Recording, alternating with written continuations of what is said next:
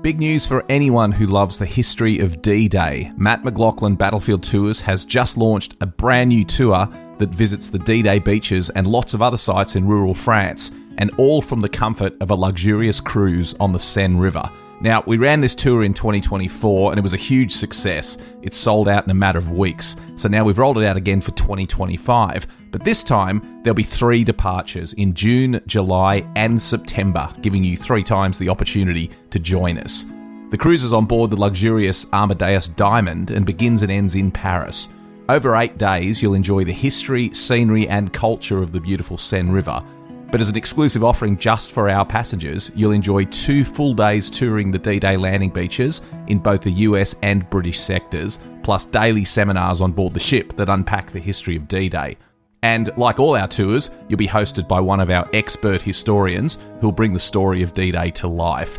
And if you've been on one of our tours before, you'll know that our historians really are the best there is. This is an exclusive cruise and places are extremely limited. Visit battlefields.com.au to book your place today. Ryan Reynolds here for, I guess, my 100th Mint commercial. No, don't. I mean, honestly, when I started this, I thought I only have to do like 4 of these. I mean, it's unlimited premium wireless for $15 a month. How are there still people paying 2 or 3 times that much? I'm sorry, I shouldn't be victim blaming here. Give it a try at mintmobile.com/switch whenever you're ready. $45 upfront payment equivalent to $15 per month. New customers on first 3-month plan only. Taxes and fees extra. Speed slower above 40 gigabytes. See details. This holiday season, when you can't be there, let 1-800-Flowers.com deliver. At 1-800-Flowers, every gift is crafted with care and designed to make spirits bright. From classic holiday bouquets and unique one-of-a-kind designs to gift bundles you can't find anywhere else, 1-800-Flowers makes it easy to stay connected, no matter the distance. Just a few clicks and your thoughtful gift is on its way. Visit 1-800-Flowers.com/ACAST to deliver joy, beauty, and celebration this holiday season. A Living History production. I'm Peter Hart. And I'm Gary Bain. And together we're Pete and Gary's Military History Podcast.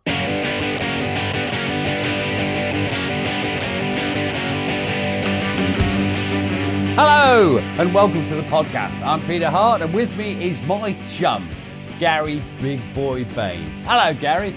Hello, small boy Pete. Thought I might get that one. You all right, mate? I'm good. Well, today we've got something exciting and it's relating to our book. What's our book called that's coming out on November the 11th? Laugh or Cry, The British Soldier on the Western Front, 1914 to 1918. I can see it. There's emotion in my voice. It's your first book, isn't it, Gary? It is my first and possibly my last. Yes. You've only read 3. Now, so today it's Laugh or Cry and this episode is on fighting in the trenches. We've done conditions in the trenches and now we're going to do the sort of routine. Is there such a thing as routine fighting? Routine fighting in the trenches. I would add at this point, Pete, that the book is available from all good outlets and some bad ones too. Not when this comes out, it isn't. From November the 11th. So anybody who's enjoying the podcasts, I think you'll enjoy the book. And if you look on social media, you'll see there's about 10 places left. They might have all gone for the conference that launches it. With who are our guests? They're both sex gods, aren't they? Richard Van Emden. And what's he speaking on? You can't remember, can you? A Stage. Meeting the Enemy. Meeting the Enemy. Contacts with the Germans. And then there's our favourite sex god, Taff Gillingham. What's he speaking on? What a load of kit.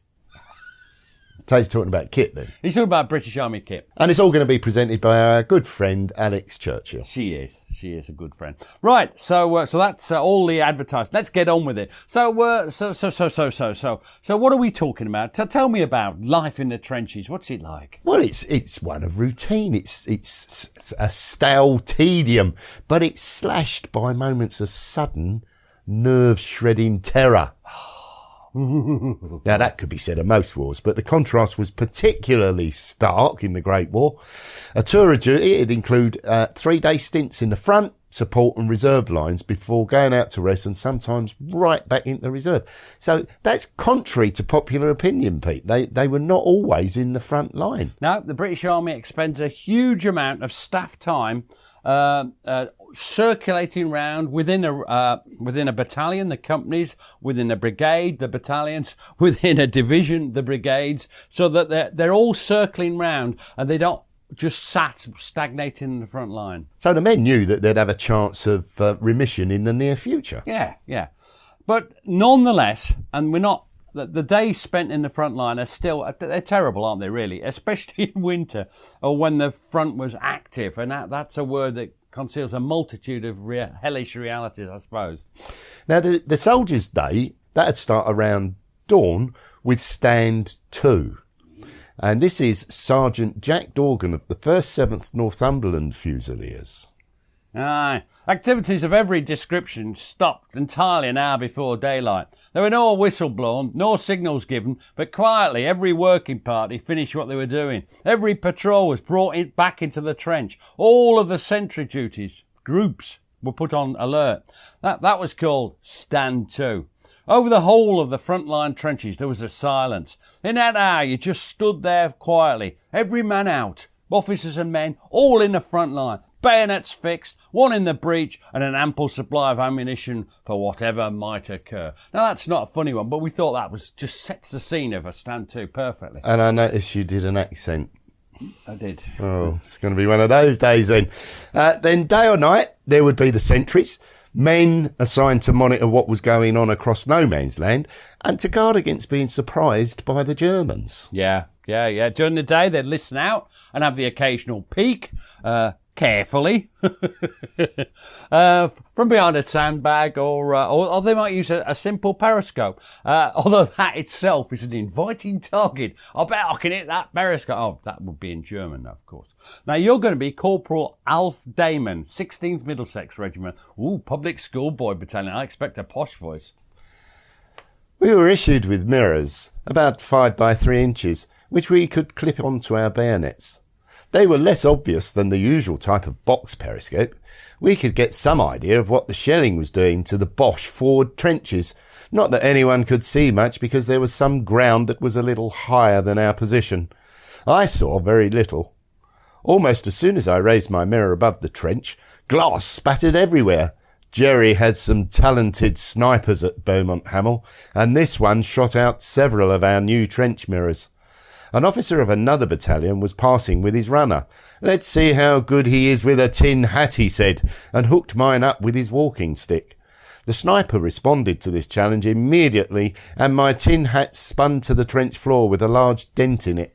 The officer took my bent tin hat and gave me his in exchange.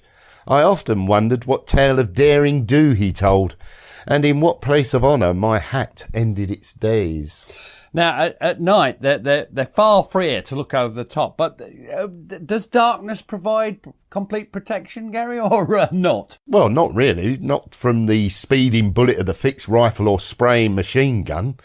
Now, the NCOs were charged with ensuring that the sentries were following the rota and staying awake. And although it seems some rather evaded this responsibility, and you're going to be young Private Arthur Smith of the 9th Royal Fusiliers. You each do an hour in the night, say from 9 o'clock onwards until 5 or 6 next morning. The sergeant didn't want to keep awake and come along and fetch each one out on guard when the hour was up. I was the only one with a wristwatch, so the first night I handed my watch over to the first one, and each was to pass the watch on after the hour. I was to be the last one. Well, when I came on, I could see it wasn't anywhere near the time because it was still very dark. What they'd done is they'd each done their hour. What they'd done is that they hadn't done their hour. They'd each one wound the watch on a bit to look like the hour. Did about a quarter of an hour, wound the watch on the full hour, woke the next person and said, "Here you are, mate." So I came on very early and had 2 or 3 hours. It was funny, much laughter next day. I didn't lend the watch in future. Wonder why not. He had a bit of a reading difficulty, I remember interviewing after he couldn't read properly. No. Now, once on duty, the men peered into the Stygian darkness. You swallowed a dictionary recently? Or a book of military quotations? It was common for men to imagine they saw movement. Was that a German patrol sneaking towards them? Or a tree stump? Of course, there's the usual tall stories passed around of the interaction of officers and the sentries they were inspecting.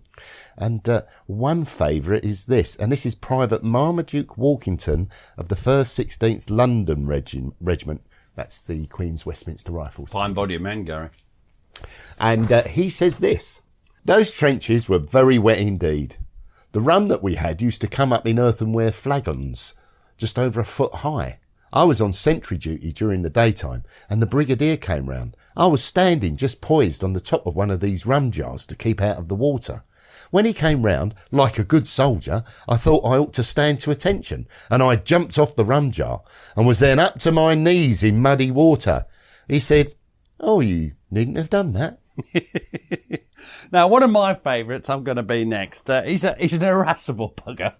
We've had quotes from him before. He nearly always hits the lads, but he was dissatisfied with the performance of one of his sentries. And I'm going to be Major Gerald Burgoyne, 2nd Royal Irish Rifles. Another 2 casualties this morning. A fool on guard goes to sleep with his rifle at full cock. On being awakened to go on sentry, he shoots himself through the foot, the bullet going on into another man's legs. What can one do with fools of this kind? That sounds like me. Now, sentries had to be alert. I mean, I suppose the clue's in the name, really, as there were a variety of activities that could be carried out under the cover of darkness in no man's land, and they had to be wary of shooting their own men. That's true. So what sort of things do they do? Well, in front of them, there's rows of barbed wire, and they've got to be checked and refreshed day by day, week by week, to make sure that, the Germans don't cut it through or something. Now, any wiring party out in no man's land, why is that dangerous, do you think? Well, they're vulnerable to the Germans opening fire if they're detected. And that's particularly the case before they brought in the screw-in pickets. Because before that, they used to just hammer them in with sledgehammers and things. Yeah, that's not sort of naturally quiet, is it? No, it's certainly not. And you're going to be 2nd Lieutenant Thomas Farmer of the East Kent Regiment. We were on a wiring party in the loose salient, 12 men just out from home. Jerry's very lights were numerous, machine guns were unpleasantly busy, and there were all the dangers and alarms incidental to a sticky part of the line. The wiring party, carrying stakes and wire, made its way warily, and every man breathed apprehensively. Suddenly, one London lad tripped over a piece of old barbed wire and almost fell his length. "Lummy!" he exclaimed. "That ain't half dangerous." It's, as you can imagine, wiring parties, they're not popular, are they? They're not what somebody wants. Because there's other perils, nameless perils, Gary, lurking in no man's land. And I remember doing this interview, and I remember laughing out loud when he told me this story. It's Harold Hayward of the 12th Gloucestershire Regiment, Private Harold Hayward. He said this: "The first time we went over wiring, of course, everything was shh, shh, shh, which, by the way, is the noisiest word in the English language, but never mind. Going out over top tonight, go quietly. Not a word to one another. We were going to make a proper continuous line." That's a barbed wire.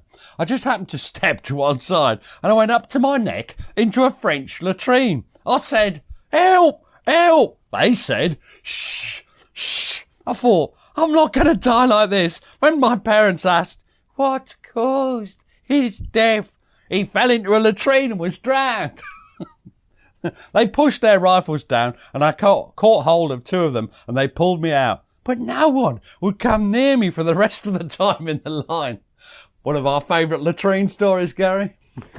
Now, the effect of small arms fire was reduced with the men under cover in the trenches. Of course. Now, newcomers were often given valuable advice under fire, as American volunteer Guy Empey discovered when serving with the London Regiment. And this is Private Guy Empey of 1st London Regiment. That's handy, he'll have a London accent. He's American. With a London accent. Occasionally, a bullet would crack overhead and a machine gun would kick up the mud on the bashed-in parapet. At each crack, I would duck and shield my face with my arm. One of the older men noticed this and whispered, "Don't duck at the crack of a bullet, Yank. The danger has passed. You never hear the one that wings you. Always remember that if you're going to get it, you'll get it. So never worry." This made a great impression on me at the time, and from then on, I adopted his motto. If you're going to get it, you'll get it. All my nervousness left me, and I was laughing and joking with the rest. This fatalism, I'm not sure how it works with me. I would be worried about getting it then. Anyway, it's a common fatalistic reaction, and I'm going to be Captain John Staniforth, and he sums it up brilliantly, doesn't he, Gary? You could perhaps help me a bit with it. What regiment am I? 7th Leinster Regiment. That's going to be an interesting accent. No, it's not. Anyway, to be here is to be philosophical. We have evolved a philosophy accordingly. What do you think of it? If you're a soldier, you're either 1, at home, or 2, at the front. If 1, you needn't worry. If 2, you are either 1, out of the danger zone, or 2, in it. If 1, you needn't worry. If 2, you are either 1, not hit, or 2, hit. If 1, you needn't worry. If 2, you're either 1, trivially wounded, or 2, dangerously wounded. If 1, you needn't worry. If 2, you either will 1, live, or 2, die. If you live, you needn't worry. And if you die, you can't worry. Now that's just brilliant. What a great fatalistic thing. I'm not sure it would help me, but it certainly helps some of the lads. Now, even when it's quiet on the Western Front, all quiet on the Western Front, as the book says, there'd be a steady trickle of casualties to be evacuated. For most men, what do you think they think about that? Well, a blighty wound, because that'd mean they'd be sent back for treatment to Britain, which was much cherished. I bet it was. Well, I don't blame them. And you're going to be Lieutenant, one of your favourites. I know you picked these quotes to the book, I remember. Lieutenant Walter Belford of the 11th Australian Battalion. Australian. On one occasion, a stretcher case was noticed on the trolley with a huge, satisfied smile on his face and a large notice on his breast, which bore the legend, "Blighty, first stop." Well, yeah, and who can blame him? Now, machine gun fire, that's deadly if you're caught in no man's land or exposed for too long above the parapet. But if you're deep in your trenches, it's not a great source of casualties. Of course it's not. And indeed, there's a great quote I'm going to read here from Private Ivor Watkins, who I remember interviewing in Swansea, I think it was, 15th Welsh Regiment. And Private said, "One particular machine gunner had the knack of going pom diddly pom pom, pom pom. He'd wait a few minutes, then pom diddly om pom, pom pom. And Jerry would reply, pom diddly brrrr." It may seem silly and amusing now, but he could never follow that sequence. Wavering accent, I felt there. Yes, I'm not saying anything. Now, far more deadly was the single-aim shot of the concealed sniper. The German trenches were usually on slightly higher ground, and their sniping they do often cheat. proved lethal. Yes, they cheat. There's no warning, just the sharp crack of the rifle. Now, vulnerable points in the line are marked down by snipers on both sides. Perhaps a bay's been blown in by a shell, not properly fixed yet, or anywhere where the Germans could just get a peek into the British lines. It doesn't matter much. Just the top of your head will do for them. But men became aware of the danger spots and they put up warning notices. And they weren't all serious, were they? I love this next one. You're going to be Lieutenant Edward Living of the 12th London Regiment. That's the Rangers. Some jester had pinned up an ironical notice on the wall of the support line trench just before it crossed the sunken road to Puisseau. "If you don't want to become a landowner in France, keep well down whilst crossing the sunken road." He means a grave, doesn't he? He does, yes. But even being forearmed and forearmed, forewarned, whatever, anything you can be forestalled? No, not forced. Anyway, it does not prevent unpleasant consequences. And this is a sad little story from your favourite Lieutenant Walter Belford, still in the 11th Australian Battalion. Sergeant Martin Delbridge met his death in a most unfortunate manner. He was cautioning some new hands about bobbing up and down when observing over the parapet. He explained that quick movements were almost sure to attract the attention of the enemy. After showing the troops how to observe, he then said, "You ought to raise your head slowly like this."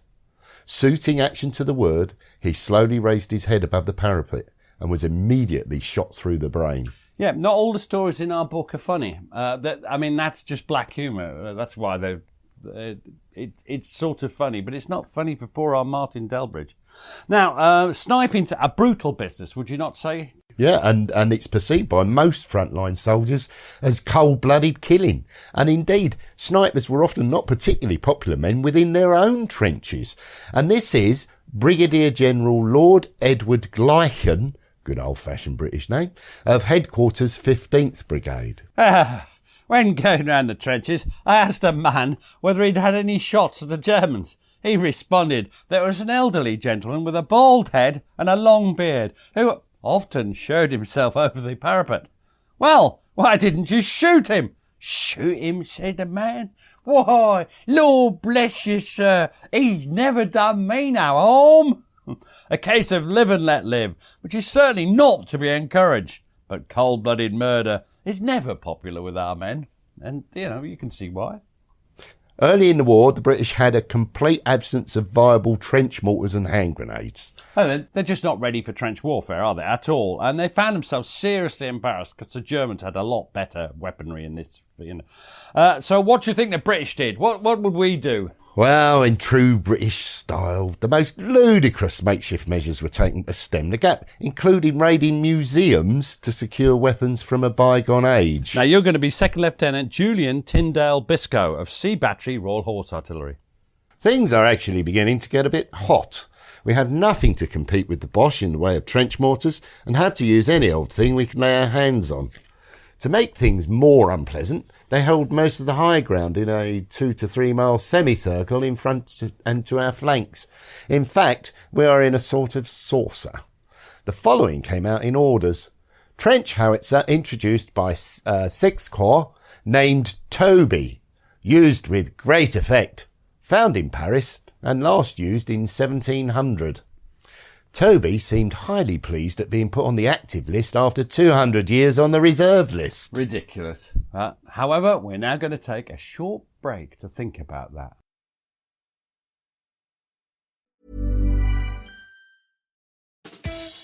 Picture this, you're halfway through a DIY car fix, tools scattered everywhere, and boom, you realise you're missing a part. It's okay, because you know whatever it is, it's on eBay. They've got everything, brakes, headlights, cold air intakes, whatever you need. And it's guaranteed to fit, which means no more crossing your fingers and hoping you ordered the right thing. All the parts you need at prices you'll love, guaranteed to fit every time. eBay, things people love. The holidays are all about sharing with family. Meals, couches, stories, grandma's secret pecan pie recipe. And now, you can also share a cart with Instacart's Family Carts. Everyone can add what they want to one group cart from wherever they are, so you don't have to go from room to room to find out who wants cranberry sauce, or whether you should get mini marshmallows for the yams or collecting votes for sugar cookies versus shortbread. Just share a cart, and then share the meals and the moments.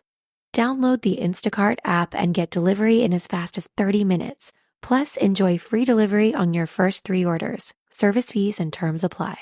Hey, I'm Ryan Reynolds. Recently, I asked Mint Mobile's legal team if big wireless companies are allowed to raise prices due to inflation. They said yes. And then when I asked if raising prices technically violates those onerous 2-year contracts, they said, "What the f*** are you talking about, you insane Hollywood ass?"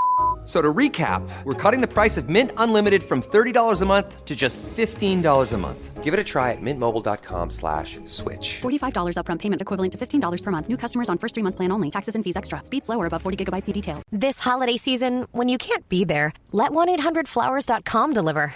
At 1-800-Flowers, every gift is crafted with care and designed to make spirits bright. From classic holiday bouquets and unique one-of-a-kind designs to gift bundles you can't find anywhere else, 1-800-Flowers makes it easy to stay connected, no matter the distance. Just a few clicks and your thoughtful gift is on its way. Visit 1-800-Flowers.com/ACAST to deliver joy, beauty, and celebration this holiday season.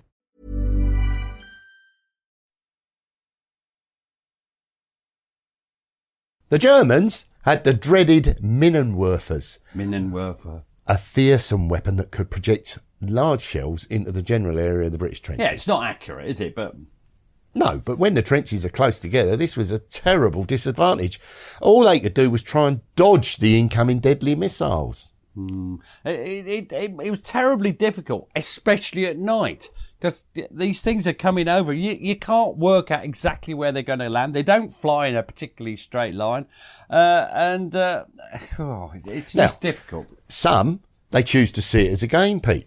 And of course, the British accuse the Germans of cheating. Well, I'm going to be a right miserable bugger. Lieutenant Norman Down of the 4th Gordon Highlanders, and he says this: when he starts to serenade us with the local Minenwerfer, there's a poof, and there up in the air, for all the world like a big beer bottle, is the latest little bit of hate. Up, up, up it goes, and then it starts to come down. As it falls, you can make out roughly, Gary, where it should land, and you at once proceed at the double to the end of the playground that's furthest away. It is a fine game with just the right element of luck. Sometimes the wind blows the bomb to your end, and one which encourages initiative and rapid powers of decision, two qualities much sought after in military circles. As usual, the Hun has not played fair, and this morning he started 2 Minenwerfers going from different places and directed at opposite ends of the playground. That's the Hun all over, never able to see that a game's a game. The Minenwerfers were a constant menace, battering away at the front-line trenches. It was only later in the war that the British obtained the highly functional 3-inch Stokes mortars and other heavy mortars. Yeah, I think it's something very similar to the Stokes mortar. I think you probably trained on when you were a lad. Yeah, fairly similar, I think. 3-inch mortars. Same principle. Yeah. Now, what these are really efficient weapons. They slathered shells all across the German lines, and they're sort of pocket artillery for infantrymen, just, of course, as the Minenwerfer had been 2 years earlier for the Germans. There you go. Hand grenades, Gary. How are we doing with that? Well, the British soon generate a supply of improvised bombs. Safe? Are they safe? No, they're no means soldier-proof. Is anything soldier-proof? Well, in this case, many were far more of a danger to their own side than the Germans. Now, the other thing is that I love the next quote because it shows us people talk about soldier-proof. What about officer-proof? Because this is a quote from an officer who they're supposed to know better, but this sort of wild stupidity is just lovely. And you're going to be Lieutenant James Hindson of the 1st Loyal North Lancashire Regiment. Loyal North Lancashire. You can use your generic Northern. Aye. Perhaps they will improve someday, but the type of bomb now produced for our edification is made from an ordinary plum and apple jam tin with an attached fuse which has to be lit by a match before throwing. This is obviously unsatisfactory in wet or windy weather. It's often wet and windy where you are. When it is difficult to get the match to light. But it is the only sort available at present, and the troops have to be taught to use it. One of the first produced was put by some irresponsible idiot on the heating stove in the officers' mess, and then forgotten.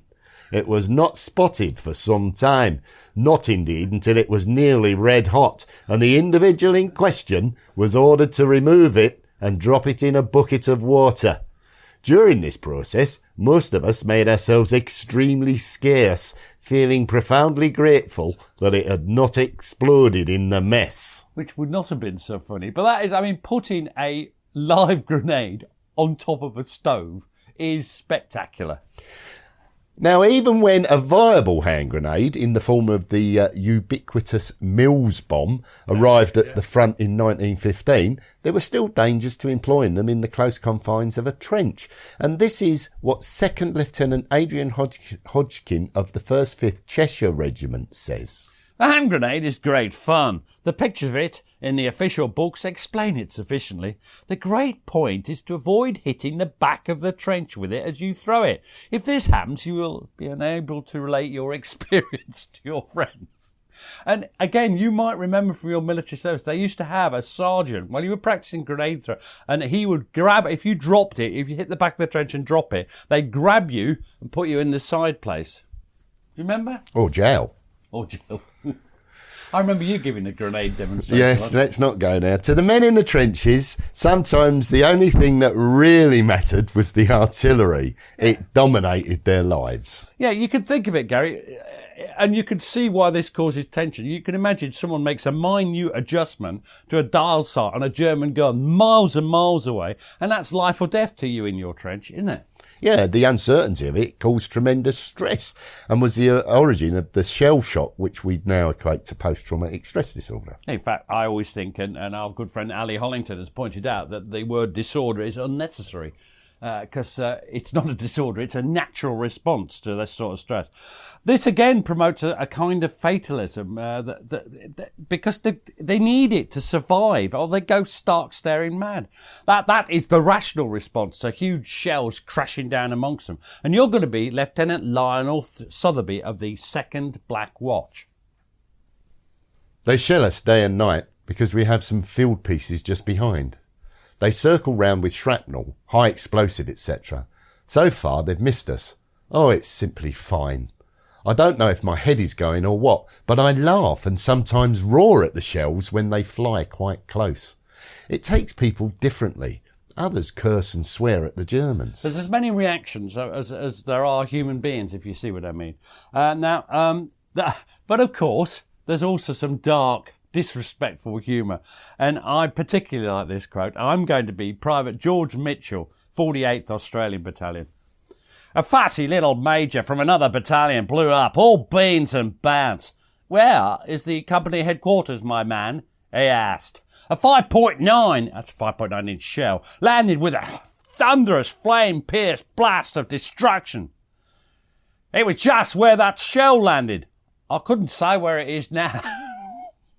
He gave me a dirty look. I opened his mouth to say something, but changed his mind.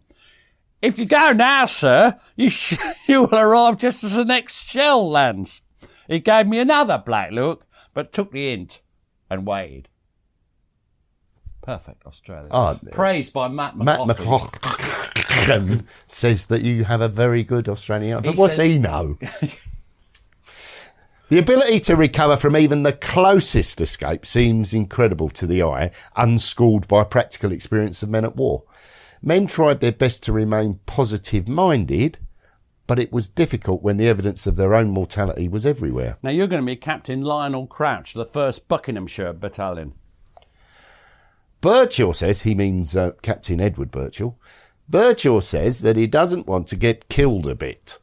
He wants to die at the age of 95 and be buried by the vicar and the curate, and his funeral attended by all the old ladies of the parish.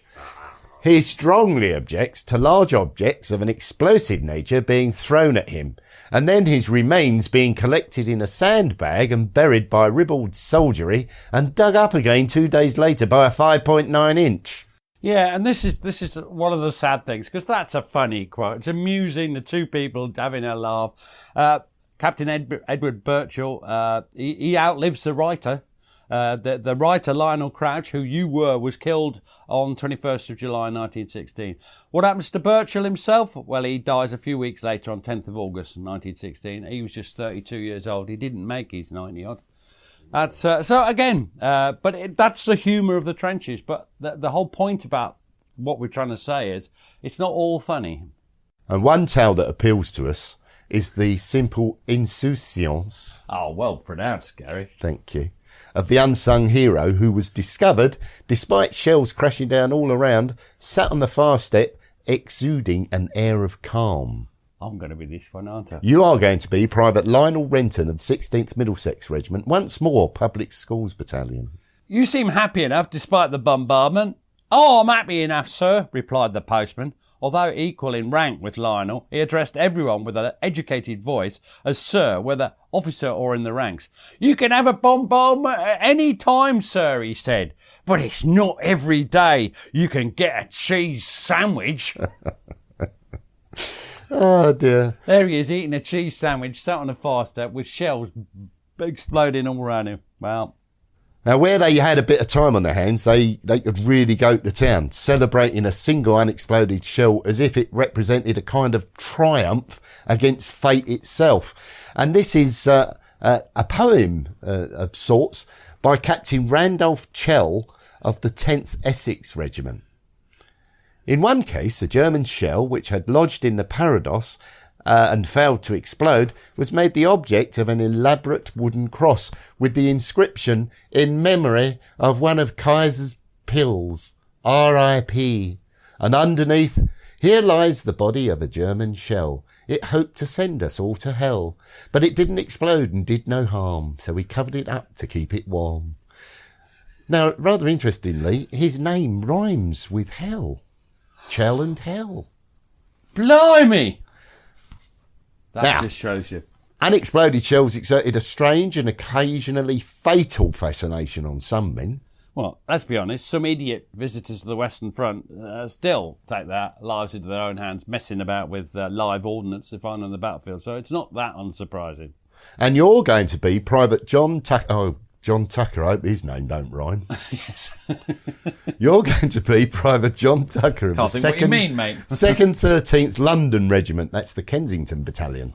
The surrounding fields and mains of orchards were inundated with shell holes, smashed trees and outbuildings.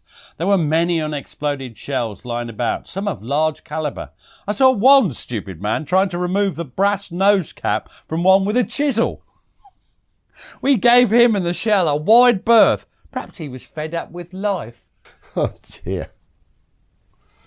Oh dear. Now this is let me introduce you here, because this is one of my favourite quotes in the book. It's one of the more amusing reactions to shell fire, and it's shown by the Mother Superior. It's by the Mother Superior of the convent. It's not far behind the front line, and it's still occupied by nuns. And you're going to be Second Lieutenant Frank Laird of the 8th Dublin Fusilier Regiment. And there's a very good book by Carol Hope that you might wish to Frank speaking.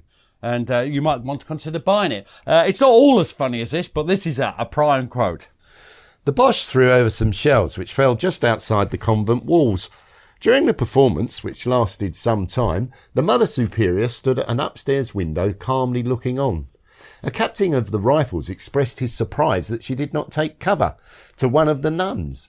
"Ah, well," replied the latter, "she's not many excitements in her life." Now, not all the shells are as a high explosive or shrapnel. Gas, of course, gas shells have been developed.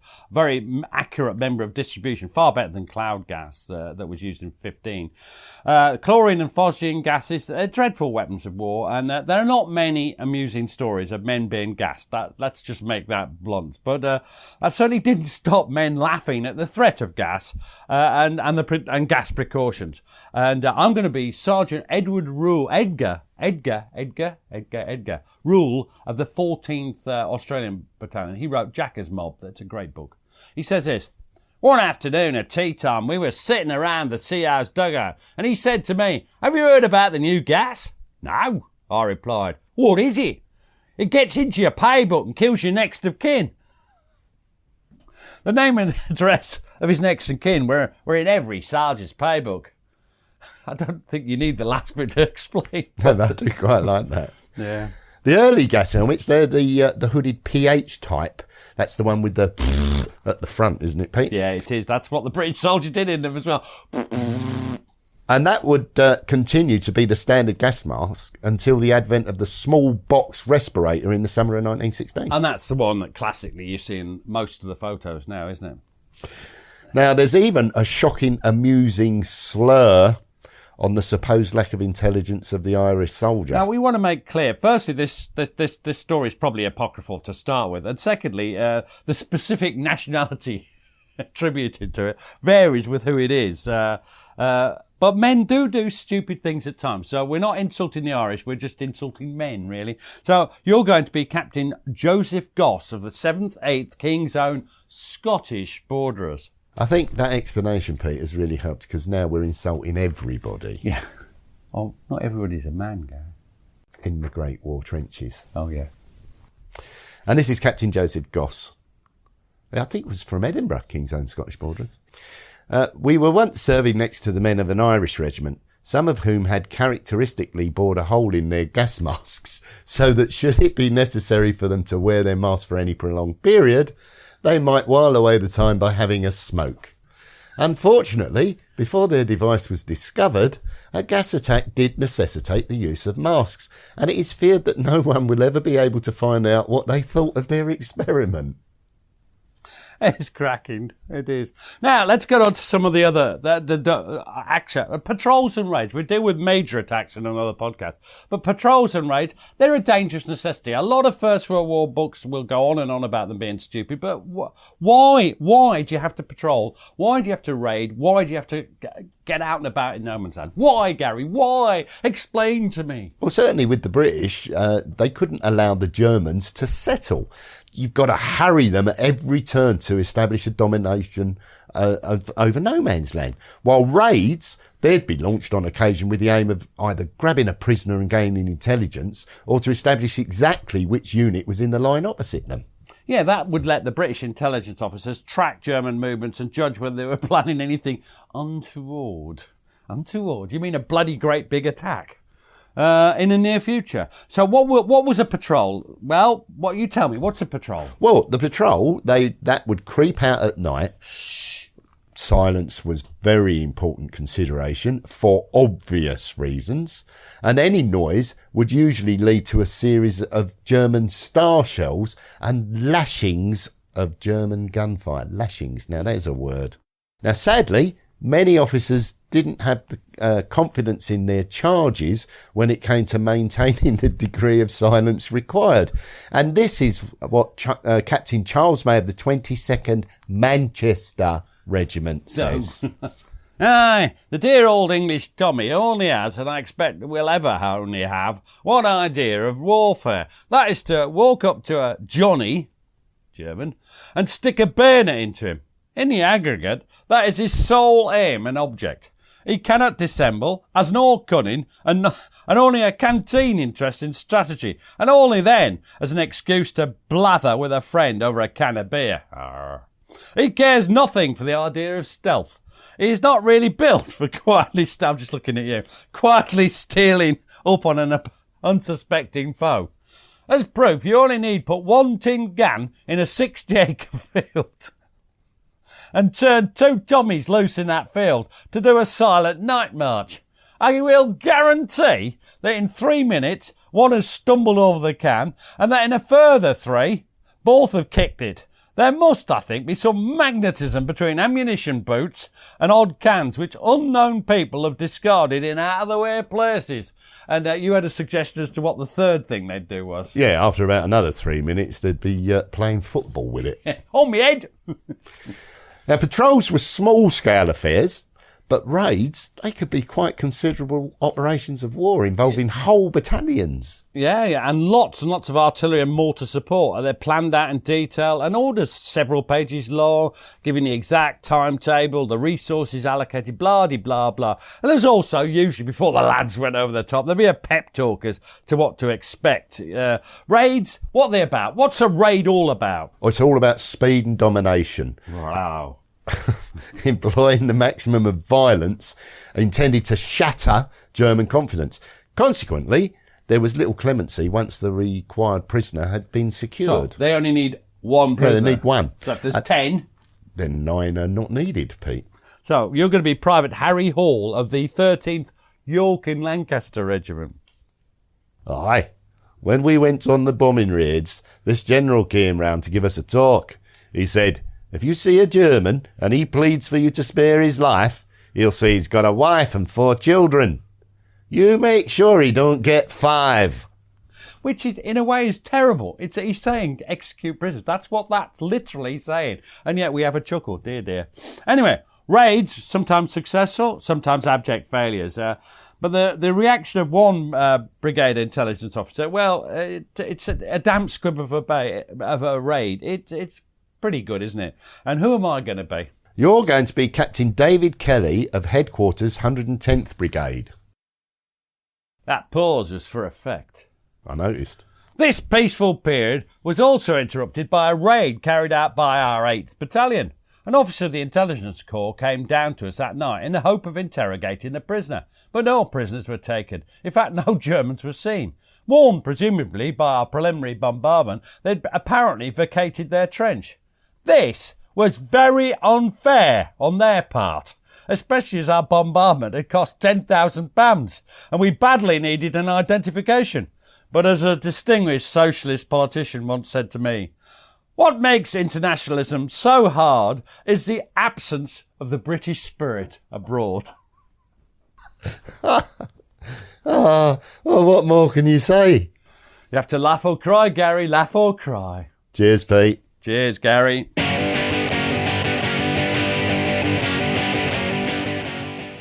Thanks for listening to the show. Blah, blah, blah. If you'd like to support us, you can now buy us a coffee. Visit www.buymeacoffee.com/PGMH. Or visit www.blah. And we'd be jolly grateful. Cheers. Sharing all the joy that the holiday season brings has never been easier. With Celebrations Passport from 1-800-Flowers.com, my one-stop shopping site for even those hard-to-gift people. With Celebrations Passport, I get free shipping on thousands of amazing holiday gifts, like festive flowers and arrangements, and fresh fruit and gourmet gift baskets from Harry and David. Make the holidays merrier by gifting smarter at 1-800-Flowers.com/ACAST. That's 1-800-Flowers.com/ACAST. At Leidos, a brilliant mind is smart, but a brilliant team is smarter. A ship that finds enemy subs is smart, but an autonomous fleet, that's smarter. Defending against cyber attacks? Smart. Stopping attacks before they start? Smarter. And using AI tools is smart, but integrating trusted mission AI into your technology is smarter. We're not just making technology solutions in national security and health. We're making smart smarter. Leidos. There are some football feelings you can only get with BetMGM Sportsbook. That's right. Not just the highs, the O's, or the no-no-nos. No. It's the feeling that comes with being taken care of every down of the football season. The feeling that comes with getting MGM Rewards benefits or earning bonus bets. So, whether you're drawing up a same-game parlay in your playbook or betting the over on your favorite team, the BetMGM app is the best place to bet on football. You only get that feeling at BetMGM, the sportsbook born in Vegas, now live across the DMV. BetMGM and GameSense remind you to play responsibly. See BetMGM.com for terms. 21 plus only, DC only, subject to eligibility requirements. Gambling problem? Call 1-800-GAMBLER. Thanks for listening. Follow us on Twitter and Facebook to learn more about each episode. And if you'd like to support the podcast, you have a couple of options. You can buy us a coffee at buymeacoffee.com/PGMH, or consider subscribing to the podcast for only £2 per month and get ad-free listening and bonus content. You can find links for both on our Facebook and Twitter accounts. Sounds great, doesn't it?